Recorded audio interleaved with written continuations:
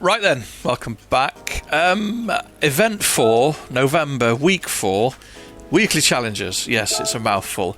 Monza, 5 laps, special event, 911 GT3 RS 992 vintage. So we've gone and dug it out of the garage. We've put the 700 PP's tune in it, which is basically a bit of engine work and not a lot else. What we're looking at, yeah, she's pretty much... ooh, brake controller. No, we need to move that forward.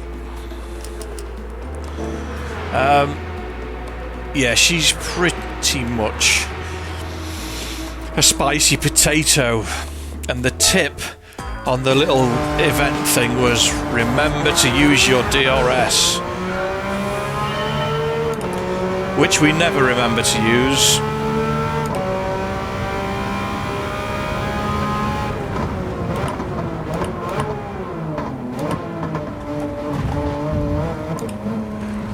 Oh, a load of 911s.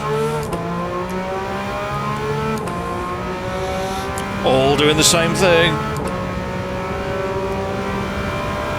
Trying to go very quick.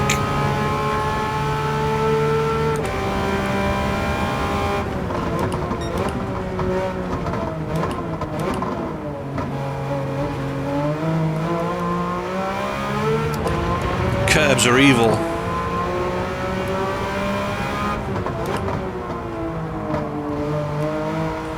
I feel like I need another thumb. The DRS button on the Logitech wheel is in a bit of an awkward place.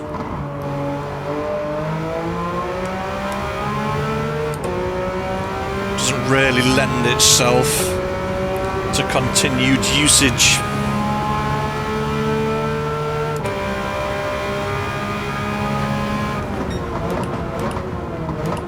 I thought about it, changed my mind. And I shouldn't have done, I should have just gone for it.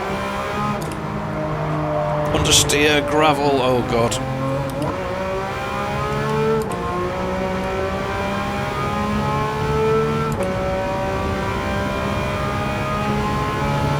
I am assuming they're not using the DRS then. Which should make life a little bit easier.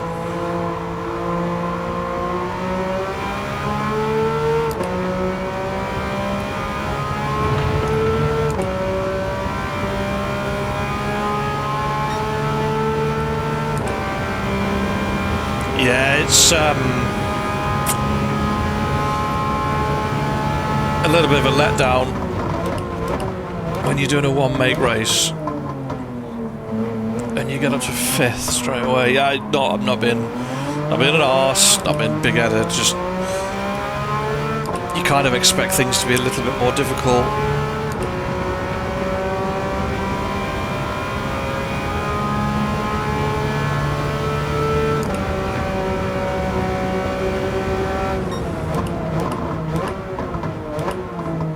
Otherwise it just ends up being a 2-lap race and a 3-lap procession.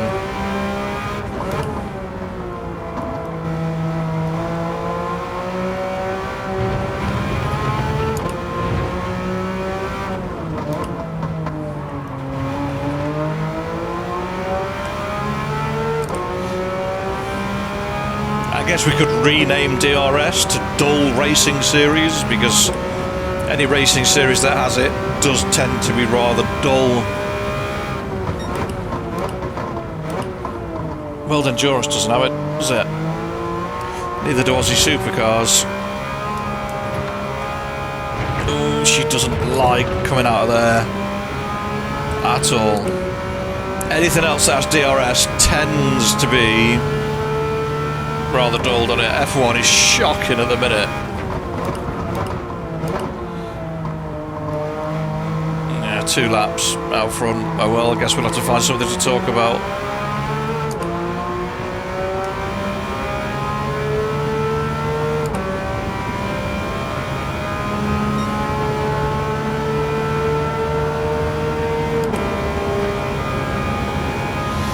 Well, yeah, F1.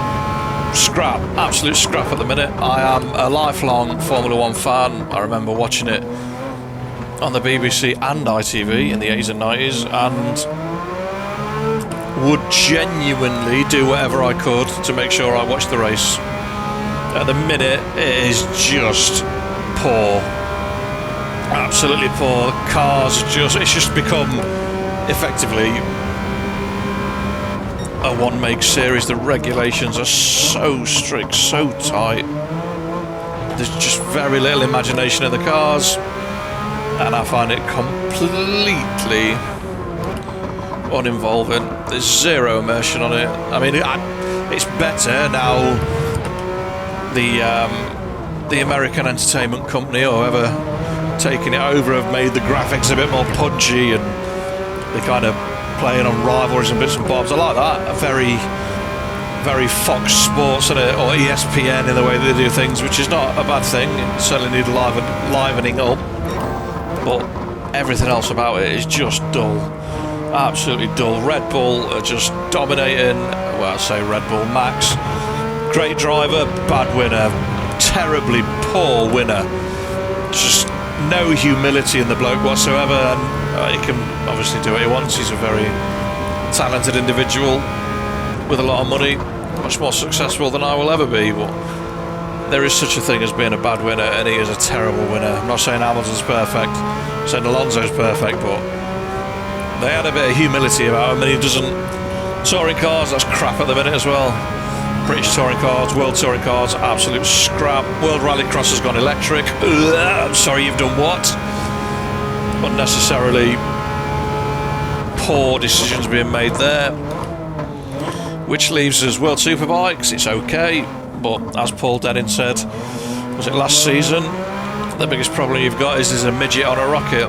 No one's ever going to catch him, and we can, and I will genuinely argue with you till the cows come home about minimum rider combined weights and power to weight and this, that and the other, but if you have a Ducati that's making nigh on 240 horsepower with a rider that's 30 kilos lighter than everybody else, he's going to have an advantage. So basically we just want midgets. Fed up of horse racing? Go and ride a superbike. You'll do well. Everything else is controlled. If the tyres are controlled and fuel flow and fuel levels and everything else, then there has to be a power to weight consideration in there at some point. What that solution is, I don't know. I lean towards power to weight rather than a combined bike and rider weight. I still think that has its problems. I think there's a combination of power to weight ratio, fuel allowed, and there's a spreadsheet and an algorithm and an Excel formula somewhere to sort that out. Because the lighter rider will still have the advantage. He's going to use less fuel. He's going to wear the tyres out less, so he should, in theory, be able to use a softer compound or slightly different tyre to do a longer race compared to somebody who weighs 85 kilos instead of 55 in the gear. But I don't know, MotoGP, that's going down the same horribly dark corridor that Formula 1's gone down with aero and active suspension devices and a few other bits and bobs. There's a reason the active suspension devices were banned in F1, but MotoGP will just blindly go down there. British Supers, it's okay. It was a bit spicy this year. Glenn Irwin and Tommy Bridewell, no love lost between them. I don't think they were sending each other Christmas presents. I could be wrong, it could have all been for the cameras. But again, the series just seems to have reached a point where they're not quite sure what to do with it. Doesn't want to keep up with current bikes and trends. Why can't Aprilia come in with their 1100? I don't get it. If we can have a 765, if we can have a 900 twin in Supersport, surely we can have an 1100 Aprilia in Superbikes. But hey, again, maybe they just don't want to play them games. Needs a bit of innovation. They're bringing those, I can't remember what they're called, Evolution or Pathway, that's the word, Pathway bikes, aren't they, which is kind of a super stock plus, because super stock, let's be honest, super stock has completely lost its credibility since World Superstock finished. Each national series just sets its own rules up. And where does that leave us? World Endurance, basically. World Endurance and Aussie Supercars. Aussie Supercars, awesome. Awesome. They've got to the new cars. I know they're Australian. It's a Mustang and Camaro, I get that. But the concept of the series, very, very well managed, very good. And World Endurance is excellent. And that was a rather dull 5 laps of Monza. I do apologise. There's not really a lot I can do about it. Car handles well, goes well, changes gears well, stops well, understeers a bit on power. Maybe it's a little bit too soft on the back end, but other than that, it's not too bad. 14 seconds. You'd like to think that it was a bit tight on that one, yeah. But hey ho.